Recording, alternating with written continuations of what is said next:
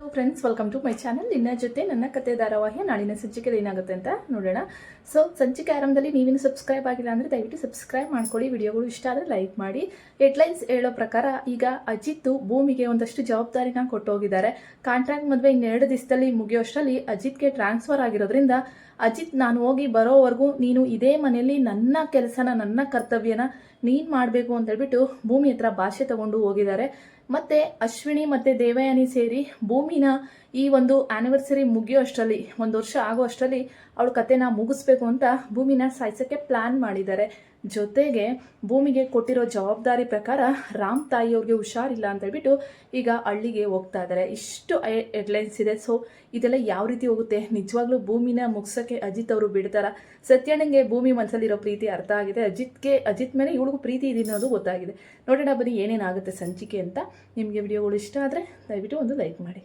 ಸಂಚಿಕೆ ಆರಂಭದಲ್ಲಿ ಈ ಕಡೆ ಭೂಮಿ ಮತ್ತು ಅಜಿತ್ ನಡುವೆ ಇರುವಂಥ ಪ್ರೀತಿನ ಇಬ್ಬರು ಸಹ ಹೇಳ್ಕೊಳಕ್ಕಾಗದೆ ಒದ್ದಾಡ್ತಿರ್ತಾರೆ. ಇನ್ನು ಅಜಿತ್ಗೆ ಟ್ರಾನ್ಸ್ಫರ್ ಆಗಿರೋ ಒಂದು ಪ್ರೀತಿಲೋ ಇಲ್ಲ ಒಂಥರ ಬೇಜಾರಲ್ಲೋ ಮನೆಯವರೆಲ್ಲನೂ ಸಹ ಊಟ ತಿನ್ನಿಸ್ತಾರೆ.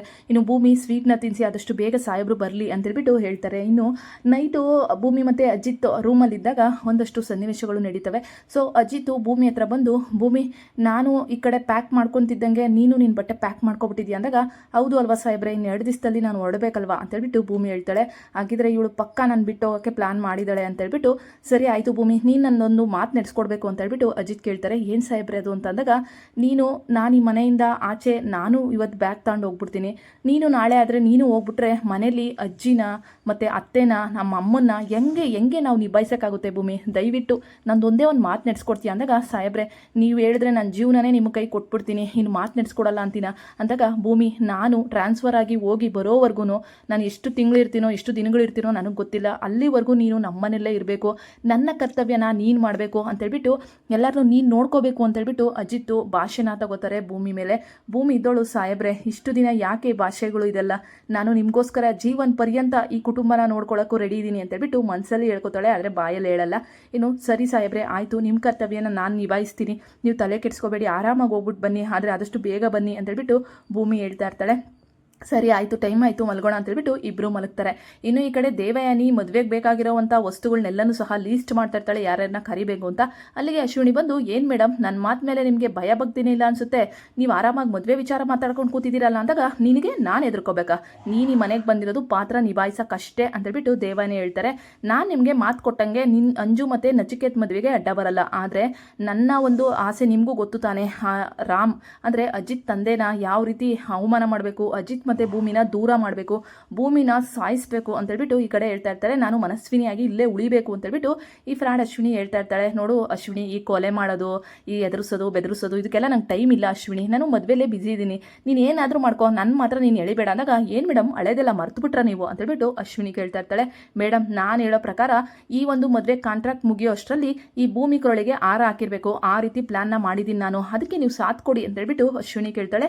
ಇನ್ನು ಭೂಮಿನ ಸಾಯಿಸ್ತಾ ಇದ್ದೆ ಅಂದಾಗ, ಹೌದು ಮೇಡಮ್, ಅವಳಿ ಮನೆಗಿದ್ರೆ ತಾನೇ ಖುಷಿ ನೆಮ್ಮದಿ ಎಲ್ಲ, ಅಜಿತ್ ನೆಮ್ಮದಿ ಹಾಳು ಮಾಡಬೇಕು ಅಂದರೆ ಅವಳ ಪ್ರಾಣನ ತೆಗಿಲೇಬೇಕು ಅಂತ ಅಶ್ವಿನಿ ಹೇಳ್ತಾ ಇರ್ತಾಳೆ.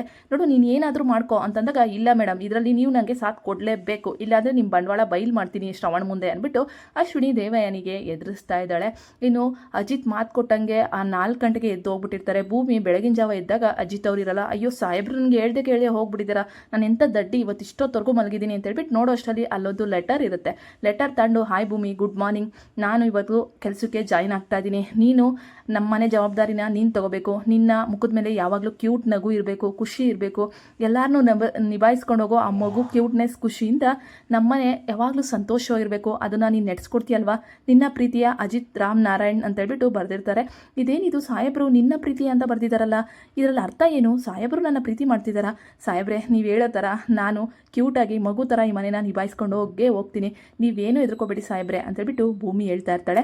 ನಂತರ ಅಜಿತ್ ಬೇರೆ ಊರಿಗೆ ಟ್ರಾನ್ಸ್ಫರ್ ಆಗಿ ಹೋಗಿರ್ತಾರೆ. ಇನ್ನು ಮನೆಯಲ್ಲೆಲ್ಲ ಅಜಿತ್ ಹೋದ್ರಲ್ಲ ಅಂತೇಳ್ಬಿಟ್ಟು ತುಂಬ ಬೇಜಾರಲ್ಲಿರ್ತಾರೆ. ಭೂಮಿ, ಯಾಕೆ ಇಷ್ಟೊಂದೆಲ್ಲ ಬೇಜಾರಲ್ಲಿದ್ದೀರಾ? ಅತ್ತೆ ಮಾವ ದೊಡ್ಡ ಸಾಹೇಬ್ರೆ ಯಾಕೆ ಇಷ್ಟೊಂದೆಲ್ಲ ಬೇಜಾರಿದ್ದೀರಾ? ಸಾಹೇಬ್ರು ಹೋಗಿರೋದು ಕೆಲಸದ ಮೇಲೆ, ನಾವೇ ಈ ರೀತಿ ಸಪ್ಪು ಕುತ್ಕೊಂಡ್ಬಿಟ್ರೆ ಹೇಗೆ ಅಂದಾಗ, ಇಲ್ಲ ಭೂಮಿ ಅಜಿತ್ ಇಲ್ದಿರೋ ಮನೆ ಯಾಕೋ ನಂಗೆ ತುಂಬ ಬೇಜಾರಾಗ್ತಿದೆ ಅಂದಾಗ, ಹೌದು ನಮ್ಮ ಮನೆ ನಂದ ದೀಪ, ಅವನು ಇವತ್ತು ಇಲ್ಲಿಲ್ಲ ಅಂದರೆ ಎಷ್ಟು ಬೇಜಾರಾಗ್ತಿದೆ, ಅವ್ನು ಯಾಕೆ ಕೆಲಸಕ್ಕೆ ಸೇರ್ಕೊಂಡಿದ್ದಾನೆ ಅಂದಾಗ, ಅಮ್ಮ ಅವ್ನ ಕೆಲಸನೇ ಅಂಥದ್ದು, ಪೊಲೀಸ್ ಕೆಲಸನೇ ಅಂಥದ್ದಮ್ಮ ಅಂತೇಳ್ಬಿಟ್ಟು ಶ್ರವಣ್ ಹೇಳ್ತಾರೆ. ಹೇಳ್ತಿರ್ತಾರೆ.